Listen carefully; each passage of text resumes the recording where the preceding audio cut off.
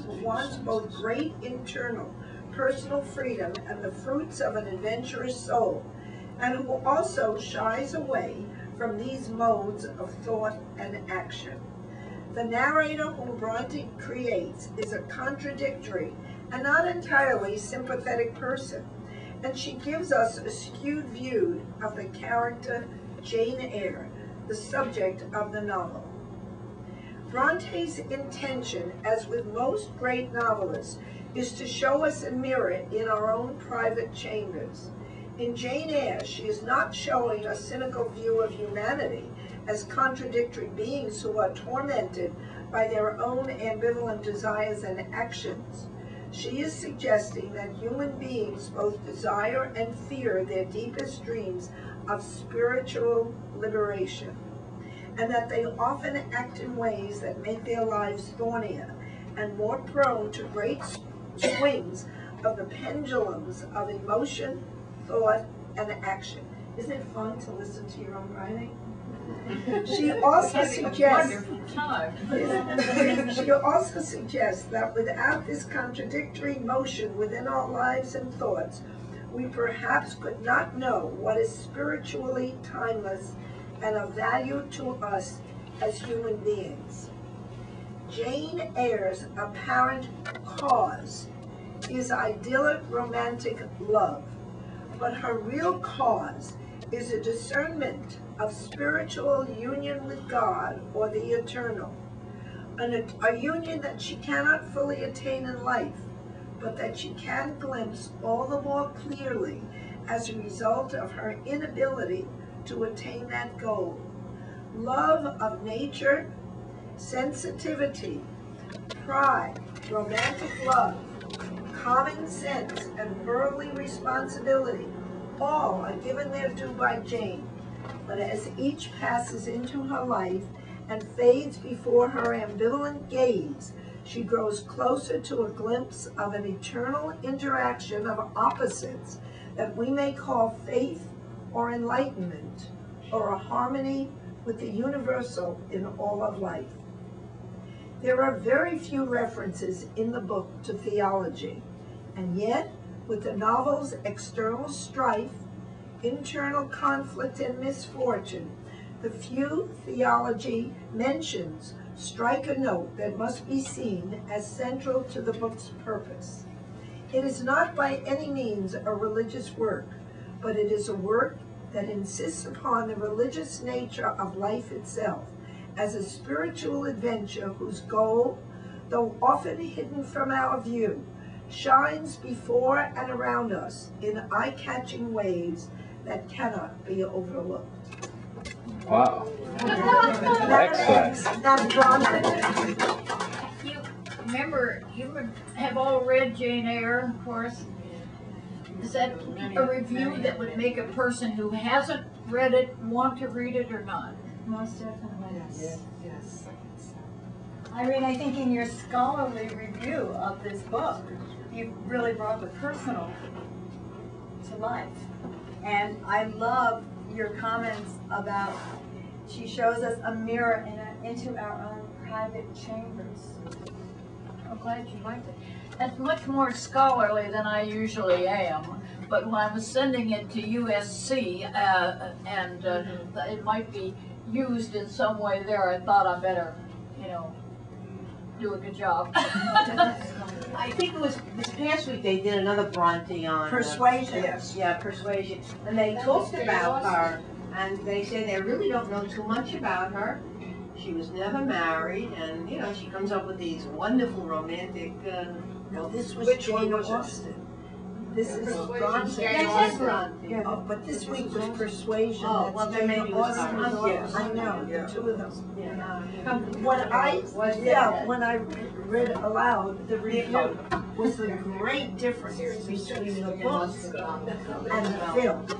The film was much more superficial, of course, much more superficial, and you didn't get all these wonderful second thoughts about the story when you saw the film. She's very ambivalent in her thinking.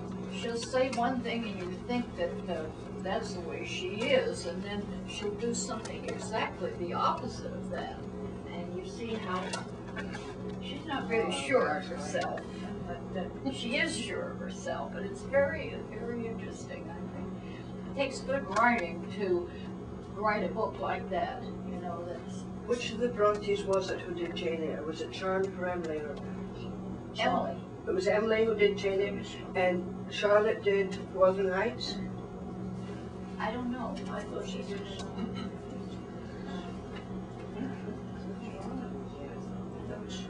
Charlotte wrote Jane Eyre, but Emily might have written that, I'm not sure. I really don't know about Emily. I remember hearing of another book called The Wild Sargasso Sea. Yes. And that was about the woman in the attic, Rochester's first wife. And what I liked about either book here, either Jane Eyre or Wuthering Heights, is the other level. Because Rochester, I mean, I love the love story, not the godly, you know, I like the romantic. But at the same time, Rochester had a wife who was upstairs who was mad. Yeah, she was insane. Yeah. He had her locked And up. the inhumane quality of this is brought out from the other, as I understand it, I haven't read it, The Wild Sargasso Sea. Apparently he'd gone to the West Indies and he married this dark-skinned lady, and that's the woman who was upstairs.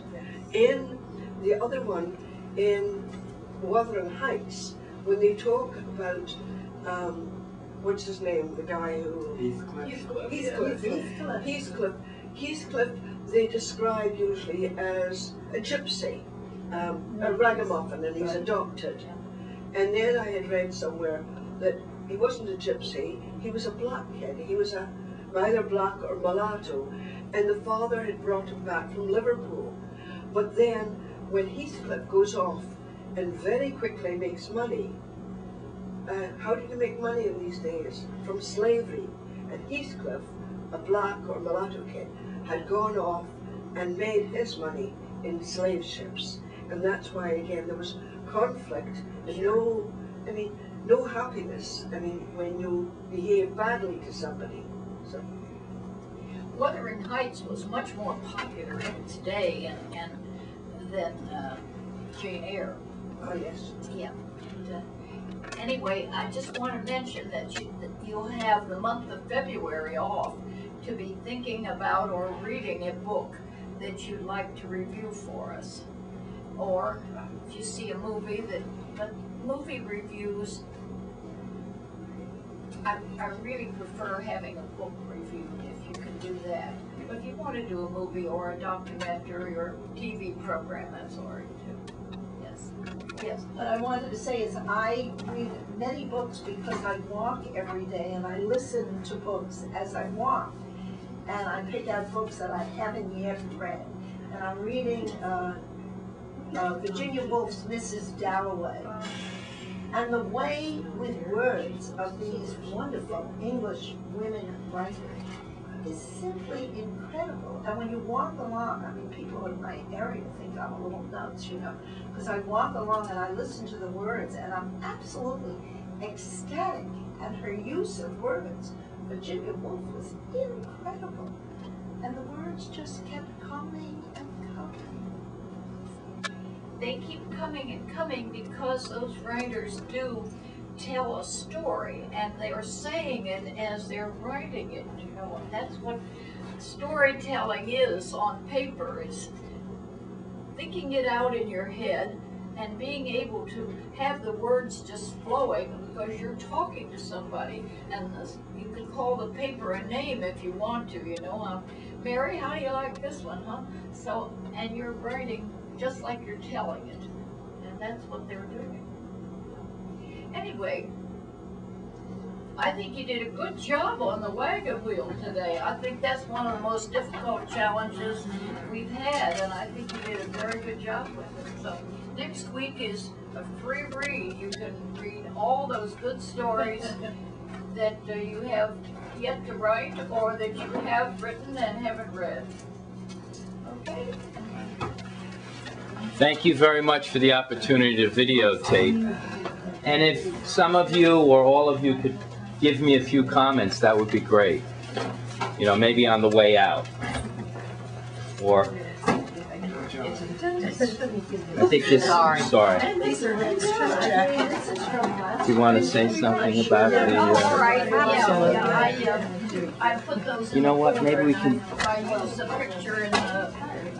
right here, that's great. If you could say your name. Oh, Judy Austin. Hi, I'm Judy Austin. A friend of mine was a member of LIRIC, and she invited me to come. And when I heard there was a writing workshop, it was one of my thoughts as a child to become a writer, which I never did. But it's been very enjoyable, and I've enjoyed writing about my family remembrances, as well as I do some poetry. Oh, that's great. Has it helped you connect more with members of your family? Well, or in a different way? I guess in a different way, because both my husband and I are only children, so we don't have too much in the way of family. Okay. Except our children. All right. Thank you very much. Thank you, Judy. Ooh,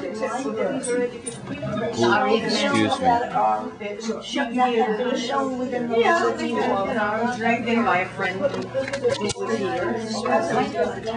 When I heard the writing workshop, I was very glad it diminishes. You want to know Hi. how we heard about LIRIC? Yeah, that would be great. I was servicing. Sorry, what's your name? I'm Alice Thompson. Hi, Alice. I was servicing my automobile at the Honda dealership, and with nothing else to do. That's true.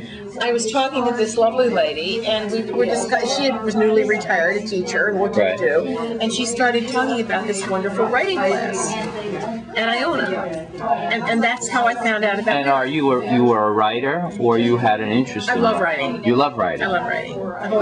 I've taught writing to my students. She had gone to a few classes, was telling you about it, and then you looked into it? Through my Honda. That's great. Could make a good Honda ad, right? A good lyric ad. A good lyric ad, yeah, both. Very good. Hi, what's your name? My name is Avalon O'Reilly, and I was introduced to the class through Judy Dempsey, who is unfortunately not here today. She talked to me about how great it was, and she just dragged me to the registration and took off from there, and I love it here. Great. I've always had an interest in writing. Very good. I enjoyed both. I enjoyed everyone's writing today. It was great.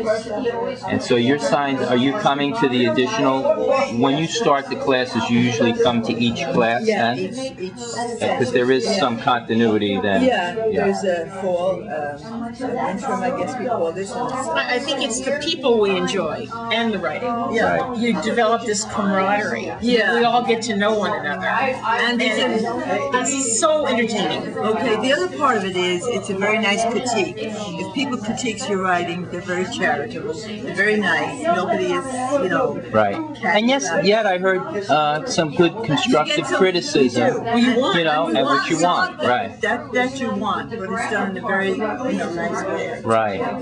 Hi, how about you? How did you get involved in LIRIC? What's your name? I'm sorry. Norma Abely. Hi, Norma. Well, I've been in LIRIC for now, I'd say 8 of the, it's almost 15 years now. I think this is our 15th anniversary for LIRIC. Is that right? And I got in sort of midway.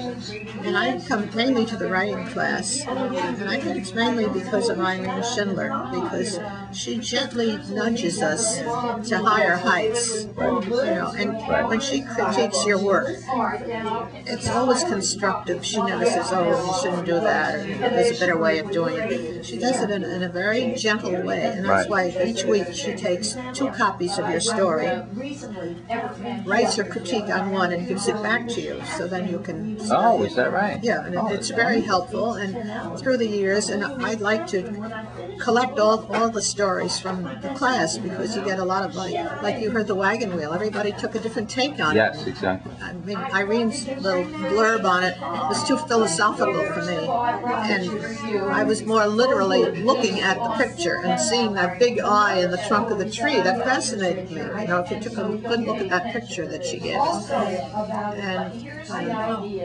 I think we're all very helpful to one another, and and charitable, and Irene gives us wonderful ideas for stories. She's excellent. I don't think I'll ever use the word etc. again. That's right. I blew it, and she was right. And I always use it like that. Yeah, you know? she's absolutely right. She's right. But I also want to say that the people in this class are such good writers that you up the bar every time you come to class, Right. and you put the effort in, because it's very hard to live up to some of these people. Right. It's wonderful to be in a class where we teach each other by modeling beautiful writing. And some have strengths, different types of strengths. Exactly. Like I noticed her voice, Scotty's voice, really came through. Scotty, and she's that was a strength of hers. She's new. Yeah. She's a very new member. Yeah. We've only had her a couple of weeks. And yet her own self-deprecating remarks about not caring for her own material after she went back to it reminds me of some of, how other writers may think of their own material, so there's that connection that way. Well, Irene's motto is don't apologize for anything you do. Just Good motto. we all do. Yeah, that's right. Well, thank you very much. Thank you. Thank you for such a range of people and what their working lives have been. And it brings out a lot of their personality traits. And In addition to... Bob Sperber's a retired physician. We have is many that right? retired teachers. Right. A lot of retired nurses. The pilot. We have Skydivers, by the way, did you see the bucket list yet? The movie? Isn't I was just it thinking great? when we were talking about reviewing a movie. Right. I love that. Which is handy. I love that I movie. saw it last night. It has a lot to say. That's a great movie to review. That would be. Is there a book out on it? I don't think Was that so. real? I would like it if there was. Yeah. Great. Has the writing, in addition to the reflection and sharing with one another and the relationships, has it altered your relationships with your family and friends, or made it, deepened it in any way, or made you... I have a niece who's a newspaper reporter out on the West Coast, and she's always asking me to send copies of my writing. And she's very encouraging to me. And she's half my age, less than half my age. I think we find stories. You look for writing topics from your friends. Right. Something funny will happen at a party, and you're going, I can use that. Have you gotten a copy of our book? I'm sure I would. Yes, I have it. Irene gave me one. I'll be looking through it. Yes. She personally types the whole thing every year. Gets it to Iona, and they do the binding and so forth.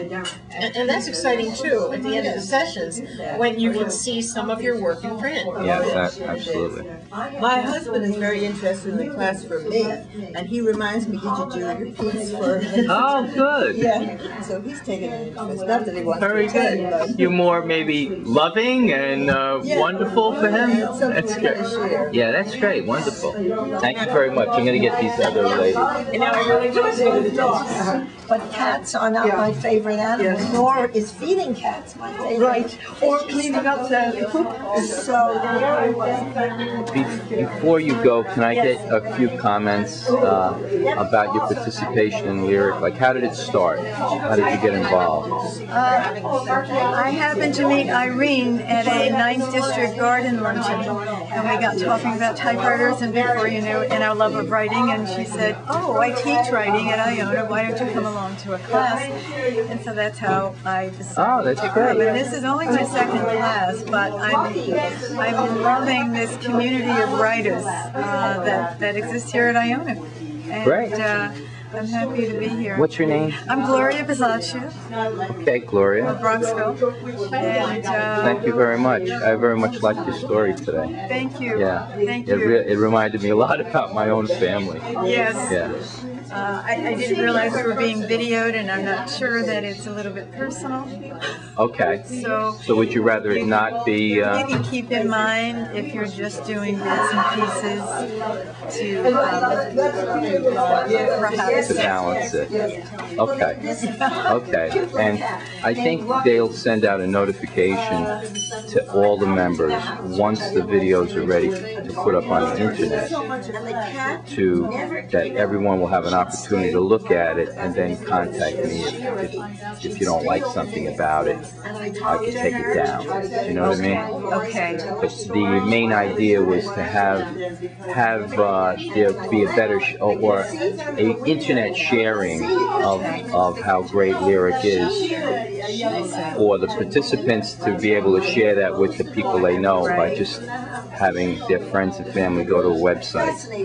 You know.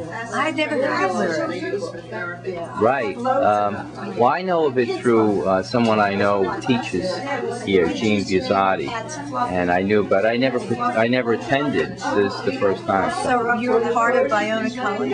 No, I know Irene. We go to the same church together, and that's how that's sort of the connection. And in another organization I'm involved in, another member of LIRIC is no more talking. Okay. So you're interviewing people from the other classes. Excuse me, can I get a couple? Yes. Can I get a couple of comments from you two, Scotty? Yeah. About your participation in LIRIC and what it means to you. Maybe how you got started. Okay, so this is for advertising purposes, yes? Yes, for advertising purposes, and also so you could share it with your. Can you hang for? Oh, you have to go to the next one. Well, I'll see you. You'll be around. Okay. Yeah, I'll be around. Hi. Okay. Maybe you could just start with your name, Scotty. My name is Scotty Ross. Okay. Scotty, for obvious reasons, my nickname. Okay. I learned about LIRIC at the Larchmont Seniors, and I'm very grateful to the woman who told me about it. And I've come to the writing class, I came to the painting class. I'm now doing, because it's on a Thursday, the archaeology and the whodunit. Okay. And I find that the writing class and all the others, writing is of primary interest to me. But I find all the classes just fascinating. And the people, it's really nice, a wide variety, very wide variety of people, all of them very friendly. And I like the span, also the variety of the choices for the classes. So I'm very glad I joined. Thank you. Thank you very much. Okay.